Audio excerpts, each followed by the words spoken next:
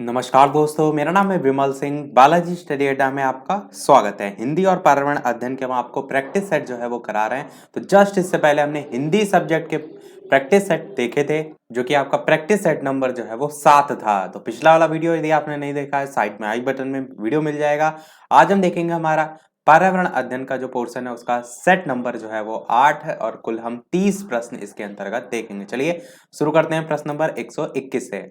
प्रश्न आपका कह रहा है कि निम्नलिखित में से किस देश के राष्ट्रपति ने पेरिस जलवायु समझौते से हटने की घोषणा जो है वो की है? भारत, अमेरिका, जापान या जर्मनी? चार ऑप्शन दे रखे हैं, बताना है आपको कौन सा सही होगा। बात करते हैं आंसर की, तो ऑप्शन नंबर दूसरा अमेरिका जो है आपका बिल्कुल सही हो जाएगा। तो ऑप्शन नंबर 2 बिल्कुल सही। 122 प्रश्न है आपका। मरुस्थल पादप अधिकतर होते हैं, मांसल होते हैं, शाकीय होते हैं, पर्ववृत्तीय होते हैं या पर्णाभिवृत्ति होते हैं? बताना है आपको इन चारों ऑप्शन में कौन सा सही होगा। तो चलिए बात करते हैं आंसर की। तो पहला आपका ऑप्शन मांसल जो है वो बिल्कुल सही हो जाएगा। पहले एनसीईआरटी की पुस्तक या आप देखिए प्राइमरी लेवल की भी पुस्तक देखिए तो उसमें वर्ड बहुत यूज भी किया जाता है। तो पादप कैसे होते हैं, मरुस्थलीय जो होते हैं वो हम कहेंगे मांसल जो है वो होते हैं। 123 प्रश्न कह रहा है निम्नलिखित में से कौन सा कृषि कार्य पर्यावरणीय दृष्टि से उपयुक्त है, सबसे बेस्ट है? कार्बनिक कृषि, स्थानांतरित कृषि, उच्च पैदावार वाली जो किस्म है उनका उत्पादन, या कांच के जो घर हैं उनमें उगने वाले पौधे? तो बताना है आपको इन चारों ऑप्शन में से कौन सा सही होगा। बात कर लेते हैं चलिए आंसर की। तो आपका पहला ही ऑप्शन कार्बनिक कृषि बिल्कुल सही हो जाएगा। तो कौन सा कृषि कार्य पर्यावरणीय दृष्टि से उपयुक्त है, तो आप कहेंगे कार्बनिक कृषि जो है वो है। 124 प्रश्न कह रहा है कि भूतल पर दीर्घकालिक निर्वाहित जीवन किसकी विशेषता है? एकाकी जीव की है, जीव समुदाय की है, पारिस्थितिक तंत्रों की है, या इनमें से कोई नहीं? तो बताना है आपको ऑप्शन 1 2 3 4 में से कौन सा सही होगा। तो चलिए बात करते हैं आंसर की। तो ऑप्शन नंबर तीसरा आपका पारिस्थितिक तंत्रों की बिल्कुल सही हो जाएगा। अगला प्रश्न 125 कह रहा है कि सभी जीवधारी जो है उनके प्रति सम्मान की भावना रखने का उपदेश किसने दिया था? मार्टिन लूथर किंग ने, महात्मा बुद्ध ने, महात्मा गांधी जी ने, या अल्बर्ट स्विट्जर ने? इस प्रकार से चार ऑप्शन है, बताना है आपको कौन सा सही होगा। तो आंसर की बात करते हैं, आपका चौथा ऑप्शन अल्बर्ट स्विट्जर सही हो जाएगा। कहीं कहीं ये वाला भी स्वी लिखा रहता है तो कंफ्यूज ना होइएगा, इस प्रकार से भी स्विट्जर जो है वो लिखा रहता है। अगला प्रश्न 126 कह रहा है कि भारत में यूरो मानदंड यानी कि भारत मानक के रूप में ये किस वर्ष से लागू है? 1 जून 1999, 1 अप्रैल सन 2000, 1 अप्रैल 2001, या 1 जून 2002?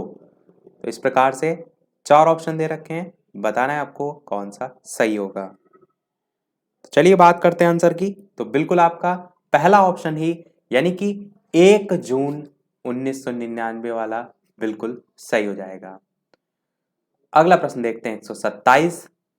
अच्छा, एक चीज और ध्यान रखिएगा, ऊपर वाले प्रश्न में भारत मानक के रूप में यहाँ पर जैसे ब्रैकेट में लिखा गया है, अगर ये सब ना लिखा हो डायरेक्ट ही यूरो मानदंड 1 करके पूछ लिया जाए तब आप सन 2000 को टिक करेंगे, 1 अप्रैल 2000, क्योंकि कहीं कहीं इस टाइप से भी प्रश्न जो है वो पूछा गया है यूरो 1 करके, भारत यूरो 1 करके या यूरो मानदंड 1 करके, तो आप कहेंगे सन 2000 से जो है वो हुआ था। तो दोनों ही सन ध्यान रखिएगा। पारिस्थितिक तंत्र में होता है ऊर्जा व खनिज दोनों का लाभ, ऊर्जा की हानि परंतु खनिजों का लाभ, ऊर्जा का लाभ परंतु खनिजों की हानि, ऊर्जा व खनिज दोनों की हानि। इस प्रकार से चार ऑप्शन है, बताना है आपको इन चारों ऑप्शन में से कौन सा सही होगा। बात करते हैं आंसर की। तो आप क्या कहेंगे? ऊर्जा और खनिज दोनों की हानि होती है। तो आपका ऑप्शन नंबर 4 बिल्कुल सही हो जाएगा। अगला प्रश्न देखते हैं आपका 128। खाद्य श्रृंखला की प्रत्येक कड़ी क्या कहलाती है? उत्पादन स्तर, खाद्य स्तर, पोषण स्तर, या आपका अवशोषण स्तर? इस प्रकार से चार ऑप्शन है, बताना है आपको कौन सा सही होगा। बात करते हैं आंसर की, तो आपका ऑप्शन नंबर तीसरा वाला पोषण स्तर बिल्कुल सही हो जाएगा। अगला प्रश्न देखते हैं आपका, मृदा में उपस्थित जो अपक्षयित होते कार्बनिक पदार्थ होते हैं उनको क्या नाम से जाना जाता है। और वीडियो पसंद आया तो सभी लोग वीडियो को लाइक भी अवश्य कर दीजिएगा, ताकि इसी प्रकार अच्छे अच्छे प्रश्न हम आपको आगे भी प्रैक्टिस कराते रहें। तो ह्यूमस कहते हैं, ह्यूमिक सम्मिश्र कहते हैं, डफ कहते हैं, करकट कहते हैं। तो चार ऑप्शन है, बताना है आपको कौन सा सही होगा। तो चलिए बात करते हैं आंसर की, तो बिल्कुल पहला ऑप्शन बिल्कुल ह्यूमस जो है वो बिल्कुल सही हो जाएगा। अगला प्रश्न 130 कह रहा है कि निम्नलिखित में से भौतिक वातावरण का कौन सा तत्व नहीं है, आपको बताना है। भूमि के रूप, मिट्टियां, खनिज या बस्तियां। चार ऑप्शन है, बताना है आपको निम्नलिखित में से भौतिक वातावरण का तत्व जो है कौन नहीं है। तो चलिए बात करते हैं आंसर की, तो स्पष्ट आपको समझ में आ रहा है कि बस्तियां जो है इसमें से नहीं है, बाकी सभी जो है वो हैं। तो चौथा आपका ऑप्शन बस्तियां जो है वो बिल्कुल सही हो जाएगा, जो कि भौतिक वातावरण के तत्व में नहीं आएगा। 131 प्रश्न आपका कह रहा है कि राष्ट्रीय कृषि वानिकी अनुसंधान केंद्र, मोस्ट इंपॉर्टेंट क्वेश्चन है और पूछा भी काफी जाता है, झांसी में है, नई दिल्ली में है, कानपुर में है या जयपुर में है। यहाँ पर जयपुर गलत लिखा हुआ, ये जो छोटे ऊ की मात्रा है ये पा में लगेगी। तो बताना है आपको कि इन चारों ऑप्शन में कौन सा सही होगा। तो चलिए बात करते हैं आंसर की, कौन सा जो है वो सही होगा। तो बिल्कुल आपका पहला ही ऑप्शन यानी कि झांसी जो है वो बिल्कुल सही हो जाएगा। यदि आपको याद होगा तो मैंने करंट अफेयर के तहत चीजें आपको बताई थी कि झांसी में ही 28वां स्थापना दिवस समारोह भी जो है वो मनाया गया था, केंद्रीय कृषि वानिकी अनुसंधान संस्थान जो है उसी के संदर्भ में। तो आपका यहाँ पर आपको ध्यान जो रखना है वो ये ध्यान रखना है, झांसी जो है आपका बिल्कुल सही हो जाएगा।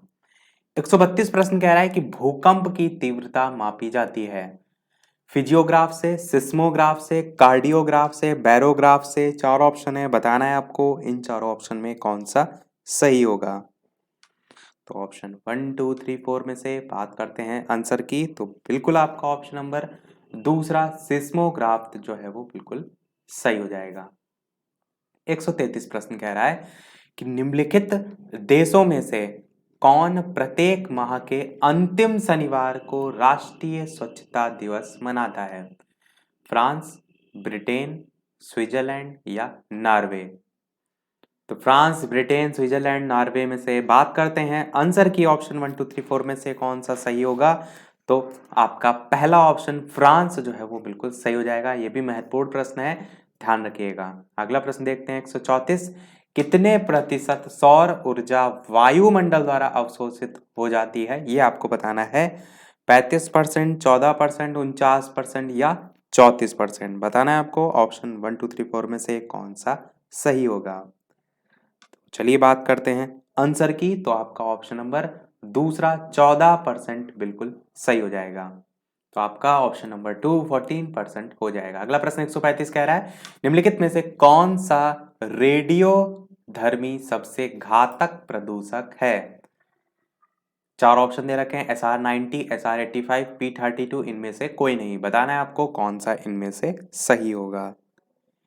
तो ऑप्शन 1 2 3 4 में से बात करते हैं आंसर की, तो बिल्कुल आपका पहला ही ऑप्शन SR90 जो है वो बिल्कुल सही हो जाएगा, जो कि रेडियोधर्मी यहाँ पर जो ऑप्शन दे रखे हैं उसके अकॉर्डिंग सबसे घातक प्रदूषक है।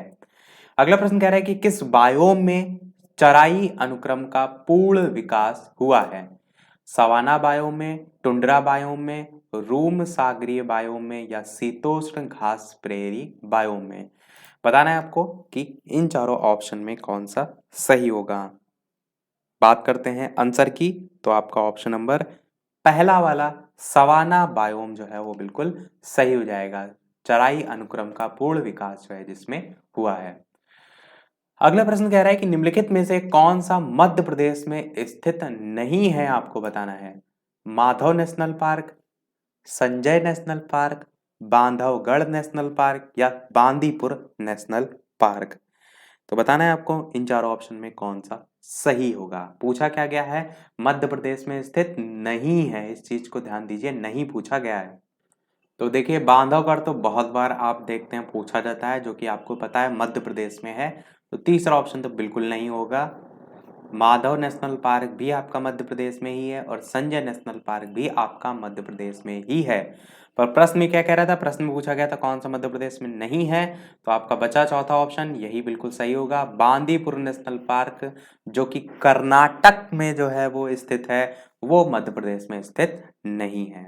अगला प्रश्न 138 कह रहा है कि प्रकृति का सफाई कर्मी किसको कहा जाता है, केचुआ को, गिद्ध को, शुतुरमुर्ग को या बाज को। ऑप्शन 1 2 3 4 में चार ऑप्शन में बताना है आपको कौन सा जो है वो सही होगा। और बहुत बार ये भी प्रश्न रिपीट होता है कि प्रकृति का सफाई कर्मी के रूप में किसे हम जानते हैं, गिद्ध को जो है हम जानते हैं। तो दूसरा आपका ऑप्शन बिल्कुल सही हो जाएगा। 139 प्रश्न कह रहा है कि रियो सम्मेलन में किस आसन्न खतरे की ओर विश्व समुदाय का ध्यान आकर्षण करवाया गया था, ग्रीन हाउस प्रभाव का, ओजोन छिद्र से खतरा, ए और बी यानी कि दोनों ऑप्शन, या इनमें से कोई नहीं। बताना है आपको रियो सम्मेलन के संदर्भ में कि कौन सा इसमें जो है वो सही होगा। तो चलिए बात करते हैं आंसर की ऑप्शन 1 2 3 4 में से। तो तीसरा आपका ऑप्शन बिल्कुल सही होगा, यानी कि पहला भी इसमें शामिल किया गया था रियो सम्मेलन में, और साथ ही साथ दूसरा ओजोन छिद्र से खतरा। तो दोनों को ही या दोनों ही जो टॉपिक है उन पर ध्यान आकर्षण के लिए रियो सम्मेलन में ध्यान दिया गया था। यही आपका ऑप्शन तीसरा वाला सही हो जाएगा। अगला प्रश्न 140 कह रहा है निम्नलिखित में से कौन सा वर्ल्ड हेरिटेज साइट यानी कि विश्व धरोहर स्थान है, नंदा देवी बायोस्फीयर रिजर्व, राजाजी राष्ट्रीय उद्यान या कार्बेट पार्क, या इनमें से कोई नहीं। तो चार ऑप्शन है, बताना है आपको कौन सा जो है वो सही होगा। विश्व धरोहर स्थान है यानी कि वर्ल्ड हेरिटेज साइट में इस आता है, शामिल किया गया है, वो बताना है आपको। तो चलिए बात करते हैं आंसर की ऑप्शन 1 2 3 4 में से। तो बिल्कुल आपका पहला ऑप्शन बिल्कुल सही हो जाएगा, यानी कि नंदा देवी बायोस्फीयर रिजर्व जो है वो बिल्कुल पहला वाला आपका ऑप्शन बिल्कुल जो है वो सही हो जाएगा।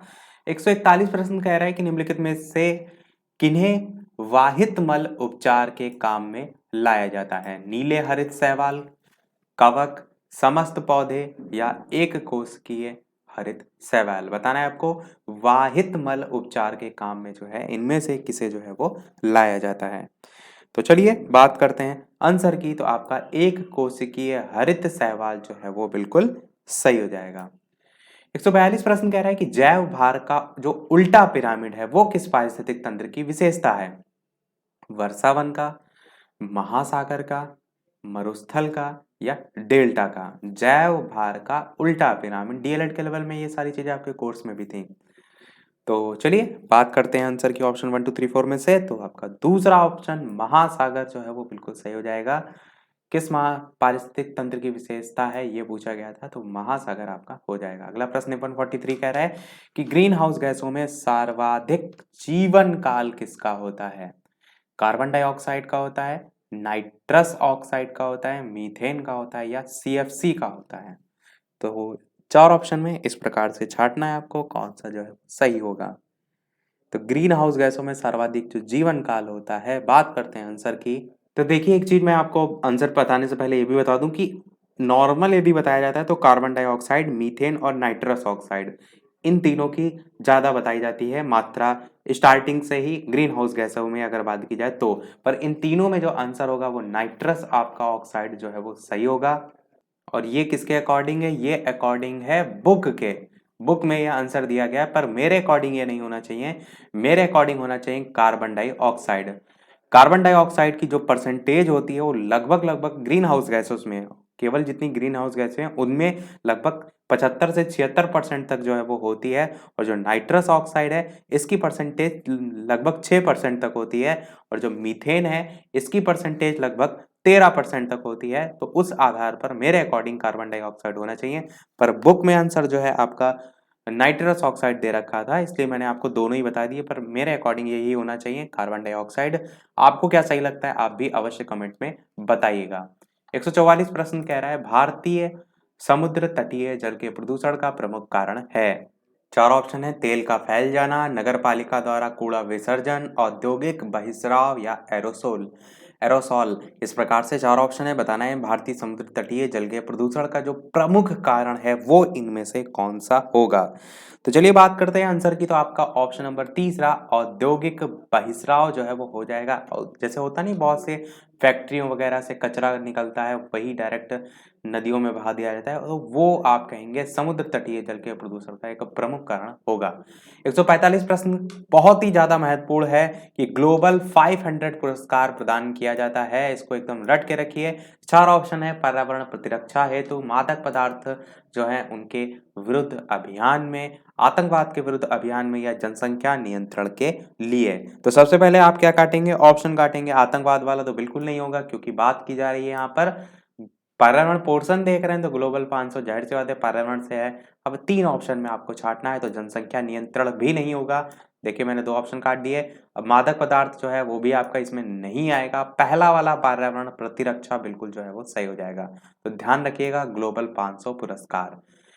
146 प्रश्न कह रहा है निम्नलिखित वृक्षों में से कौन सा वृक्ष जो है वो पर्यावरणीय संकट माना जाता है। यही सेम प्रश्न आपका आया था कहां पर, यूपी टेट के 2019 के पेपर में। देखिए प्रैक्टिस सेट से ऐसे ही प्रश्न आपके एज इट इज आते हैं, तभी मैंने क्या कहता हूं आपसे कि ज्यादा से ज्यादा प्रश्नों की प्रैक्टिस कीजिए। इन्हीं में से ही प्रश्न रिपीट होते हैं, लगभग लगभग वही आप मान के चलिए 8 से 10,000 ऐसे प्रश्न हैं जो घूम फिर के हर पेपर में आपको देखने को मिलते हैं। नए प्रश्न बहुत कम बनते हैं, रिपीटेड प्रश्न आते हैं, भले वो किसी और पेपर में आए हो। तो कोशिश कीजिए अधिक से अधिक प्रैक्टिस की। तो यूकेलिप्टस, जलकुंभी, बबूल, बबूल नहीं होगा, बबूल बड़ा ऊ की मात्रा लगेगी, या केर। तो ऑप्शन 1 2 3 4 में से बात करते हैं आंसर की। तो पहला आपका ऑप्शन यूकेलिप्टस जो है वो बिल्कुल सही हो जाएगा। तो कौन सा वृक्ष पर्यावरणीय संकट जो है वो माना जाता है, आप कहेंगे यूकेलिप्टस जो है वो हो जाएगा। और मुझे एज इट इज याद नहीं कि यूपी टेट में यही आया था, पर इस टाइप का एक पर्यावरण संकट या कुछ आतंक इस टाइप से कुछ आया था जिसमें यही दोनों में से कोई आंसर था, इतना मुझे याद है। पर मैंने अब मेन मकसद आपको बताना कि प्रश्न ऐसे ही रिपीट होते हैं, तो प्रैक्टिस ज्यादा से ज्यादा करिए। 147 प्रश्न कह रहा है कि निम्नलिखित रोगों में से कौन सा एक जल में आर्सेनिक की बहुलता के कारणवश होता है। अल्जाइमर रोग, पार्किंसंस रोग, त्वचा कैंसर, या मंदाग्नि। इस प्रकार से 4 ऑप्शन है, बताना है आपको कौन सा सही होगा। तो ऑप्शन 1 2 3 4 में से बात करते हैं आंसर की। तो आपका ऑप्शन नंबर यहाँ पर तीसरा वाला बिल्कुल सही हो जाएगा, यानी कि त्वचा कैंसर आपका सही हो जाएगा, जो कि जल में आर्सेनिक की बहुलता के कारणवश होता है। और जैसे यहाँ पर त्वचा कैंसर लिखा है, ऐसे ही ऑप्शन बदल के आपसे चर्म रोग लिखा देखने को मिल सकता है, या यकृत, फेफड़े, गुर्दे और रक्त विकार संबंधी रोग जो है वो सब आर्सेनिक प्रदूषित जो जल है उसके यूज से जो है वो होते हैं। अगला प्रश्न 148 देखते हैं। प्रश्न कह रहा है कि लिविंग प्लैनेट सूचकांक क्या है। विश्व के संकटग्रस्त जो प्राणी हैं, वृक्ष हैं, उनकी स्थिति का सूचक, या परम दुर्लभ पौध जो प्रजातियां हैं उनका सूचक, या जैव विविधता की स्थिति का सूचक, या उपरोक्त में से कोई नहीं। तो 4 ऑप्शन में छांटना है आपको कौन सा जो है वो सही होगा। तो बात करते हैं आंसर की ऑप्शन 1 2 3 4 में। तो तीसरा आपका ऑप्शन जैव विविधता की स्थिति का सूचक जो है आपका बिल्कुल सही हो जाएगा। 149 प्रश्न कह रहा है निम्नलिखित में से कौन सा युग्म जो है सही सुमेलित है, आपको बताना है। वन्य जीव विहार सरिस्का, केवलादेव उद्यान जैसलमेर, मरु राष्ट्रीय उद्यान भरतपुर, या टाइगर रिजर्व जयसमंद। तो आंसर की तो बात करें तो यहाँ पर आप वन्य जीव विहार वाला कह सकते हैं, पर प्रश्न इस टाइप से नहीं पूछा जाता है, थोड़ा सा इसमें पूछने का तरीका सही नहीं है। जैसे आपसे ये पूछा जाता है सरिस्का राष्ट्रीय उद्यान कहाँ है, तो वो आपको याद होना चाहिए। केवला देव पूछा जाता है आपसे, और टाइगर रिजर्व भी पूछा जाता है, तो ये डायरेक्ट पूछे जाते हैं, इसमें थोड़ा सा घुमाने की कोशिश की गई है।